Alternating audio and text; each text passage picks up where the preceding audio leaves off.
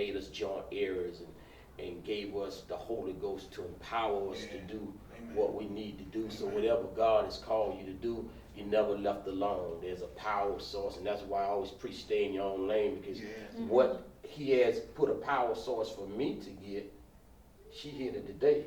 Come on. You can't get. I don't step in the sing. I don't step in your position. I run people out of church. Ain't nothing ever power me to sing. You know what I'm saying? That ain't be a job for no into the Lord. It may not be no job for no to nobody else. But if I step into teaching, you know it. You're like, wow, that's me. So that's why when you're a young ministry, don't worry about it. I've been called. I'm equipped to do this. And it's not based on who follow me. It's based on me doing what we do. And one thing that I learned over the years is we, in our minds, we might not say it, but numbers really plays a role. We want, let's keep it real. I'm a real teacher. We want a big church. We want a lot of followers. Come on, let's keep it real.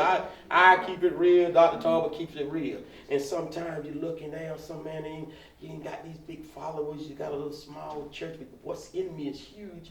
But, you know, that's why I be like, what's in me is huge. I got a God, but yet why these little followers, you know, where is the, and God said, because you got to be faithful with the little things. That's right. Before I make you rule over much. He said, I'm building character. I put Joseph on the backside. He had to be faithful with the sheep before I could put him over the people. When he proved that he had laid down his life for the sheep, he said, a bear came. I didn't run and leave him. God said, you won't run and leave my people. Come on. Come on. A lion came. I didn't run and leave him. When a lion comes, you ain't going to run and leave my people, because there's going to be storms coming. And I read something very long. They talking about how many pastors quit a year. And I know why. It's pressure. Being married brings pressure. You know, working brings pressure. And some people can't take all the pressure plus preaching. That brings pressure. The suicide level. Right, the suicide level is crazy too, because of the pressure. And then a lot of times, because I'm gonna keep my word, some of them hadn't been called. So they never quit. They was never equipped to deal with that pressure. I do not believe that God will put you in a situation, foreknowing, before I came into this world, that if he put me in that position, it was going to cause me to commit suicide. I don't believe God would have did that. See what I mean? He said, I will not put on you more than you can bear. Amen. I'm just saying what the words say, you know what I'm saying? And then sometimes they may be called, but you said it today, they lose the vision. They lose the vision. Cares of this world come in. They get off focus. And when you get off focus, then you may have the power, but you can't use the power. Think about this right here. He gave all the disciples power to cast out demons, right? He take 3 on the mountain. The rest of them jealous about each other, right? He comes down, man, so I brought them to your disciples. They couldn't cast the demon out. Jesus said, oh, your little faith. He cast out, they begin to walk. He called and said, come here. What was you arguing about along the way? He said they was embarrassed because they was arguing about who's going to be the greatest. Now I say that to say this. They had cast out demons before. But because there was division of who going to be the greatest, I got the power. But because there's the vision in me or the vision within somebody else, the power cannot flow. Come on, somebody. Wow, that's good. Think about it. Think about it. There's a power source that goes to everybody's house. If the line is cut, hey, ain't nothing wrong with the power source. They still got power over there. They running mega power. The little man come to connect you by to the source. They ain't cut down. You the one. See what I mean? So now, where is it that you want to take legacy? Give us a quick view of this is the vision for legacy, and when the people come visit me, this is what God is equipping me to take the people. God has placed within us and to impart. That was the final inform, inspire, impart into this generation and the next generation. Amen. When I think about impartation, I think about not just laying hands, not just a spiritual thing, but a wordy thing. Right. I think about what my parents done to me. You know, they imparted word, they imparted knowledge and that type of thing in order for the next generation to grab hold and say, okay, I'm ready to run. You know, you got to write the vision, make it plain, so that they that see it, when they see it, if they with you, they gonna run for Come it. on. I'm ready. Come on, Yeah. let's go do this. You know, and that's the vision of Legacy View, to impart into that next generation, because we're dealing with a generation now who, as we see, really don't want to come to church. Amen. You know, I gotta put on my tuxedo. I gotta put on my suit.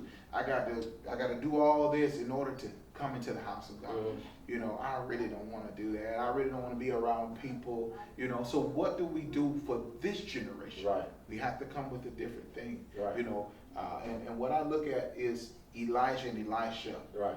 You had two awesome people, two awesome prophets, but Elisha could not do the same thing that Amen. Elijah did. Right.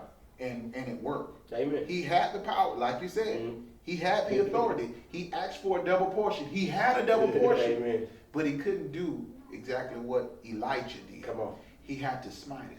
Amen. You know, and sometimes we try to overdo it and you miss it. Come on. I like that. Just like Pastor Carla was saying today. Just walk in what God gave you to walk in.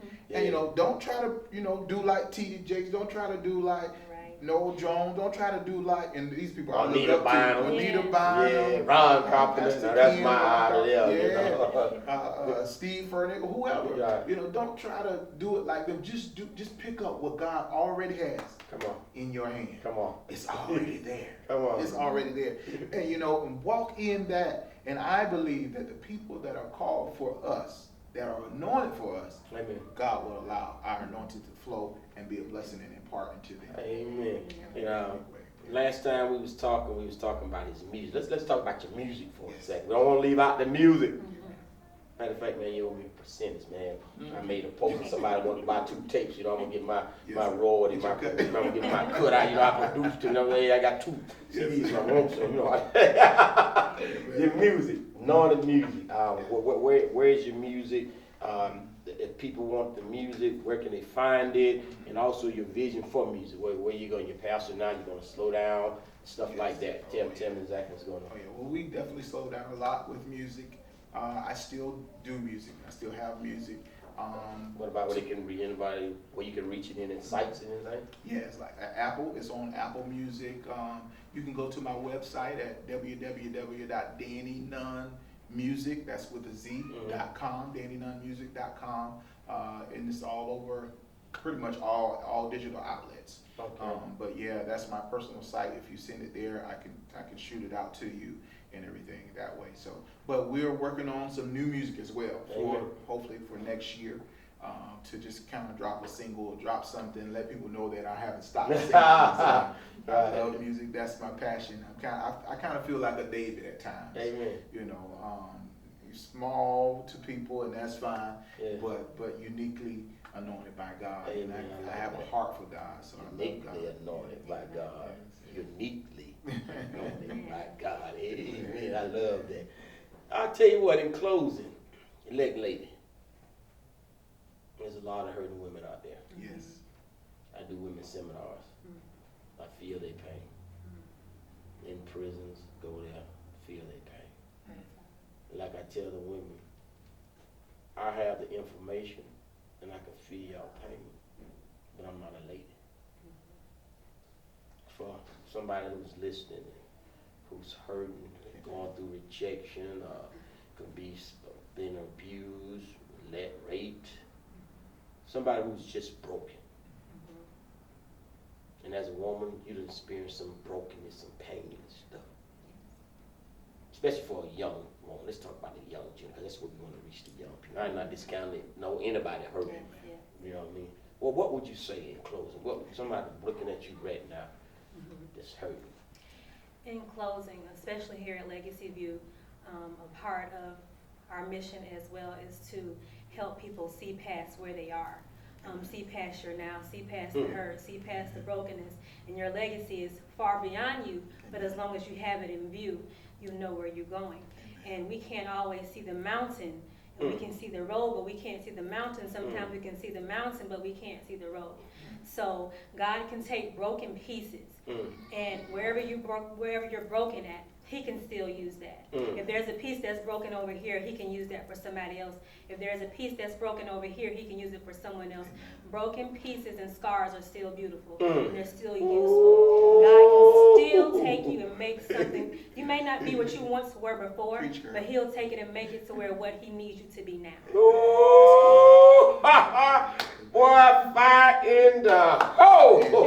Amen. That was powerful. And to back up what you said, when Paul was on the boat and the boat was about to be shipwrecked, he said, broke into pieces. Some swim to shore, then others had to come floating in on Yes. broken Broken pieces. pieces. But the broken pieces got them to Got safety. them. Come on.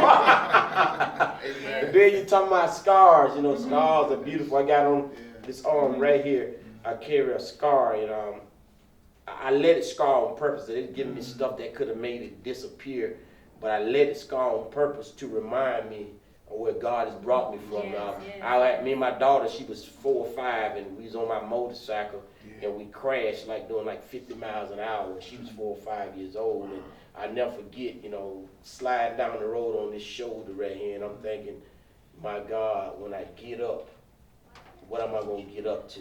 Is she going to be dead, scattered all apart? 'Cause I didn't know I'm sliding. I got thrown off. You know, I'm sliding down the road, and when I find I can see cars coming this way, when I finally stop sliding, I see number red, and I jump up, and she's in the road, standing up.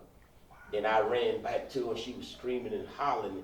And I'm like, what's wrong? You know, the panic, what's wrong? Yeah. My hands, you know, and the lady came up, said, give it to me. My husband's a doctor. But thankful I had put a helmet. I paid $400 for a helmet years ago.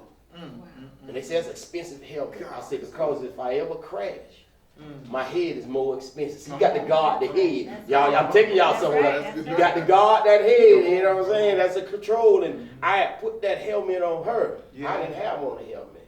But God kept my head on. Come on, somebody. See what I mean? And we came away from that thing with just rashes. I remember state trooper came to the hospital and said, y'all lucky. He said, I've been to many accidents and people with that. I said, no, man, I don't believe in love. That's right. I'm saved. God, it's God's covering.